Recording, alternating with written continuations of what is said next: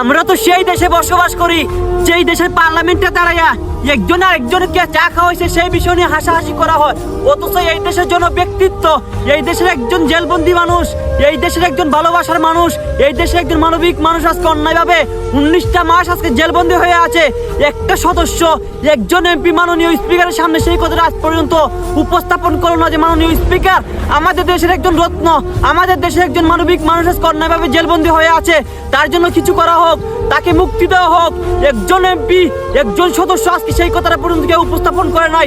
এর চাইতে দুঃখজনক বিষয় আর কি হইতে পারে? আমরা এই দেশের মধ্যে বসবাস করি যেই সংসদের মধ্যে কে চুরি করলো, কে ডাল চুরি করলো, কে চাল চুরি করলো, এইসব বিষয়ে কথা বলে হাসাহাসি করা হয়।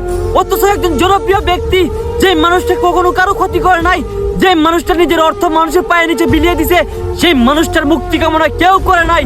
এর চাইতে দুঃখজনক বিষয় আর কি হতে পারে? আমি বিশ্বাস করি এই মানুষটাকে জেলবন্দি রেখে আপনারা কোনোভাবে এই দেশটাকে আগায় নিতে পারেন না। কারণ এই দেশটাকে আগায় নিতে হলে একজন সত্যিকারের একজন নেতার প্রয়োজন হয়, একজন ভালো মানুষের প্রয়োজন হয়। আর সেই ভালো মানুষটাকে আপনারা জেলবন্দি করে রেখে আপনারা মনে করতেছেন আপনারা দেশটাকে আগায় নিবেন, এই দেশটাকে আপনারা ডেভেলপ করবেন, এটা কোনোভাবেই সম্ভব নয়। মুক্তি মুক্তি মুক্তি চাই, সুমন ভাইয়ের মুক্তি চাই, মুক্তি মুক্তি মুক্তি চাই, সুমন ভাইয়ের মুক্তি চাই।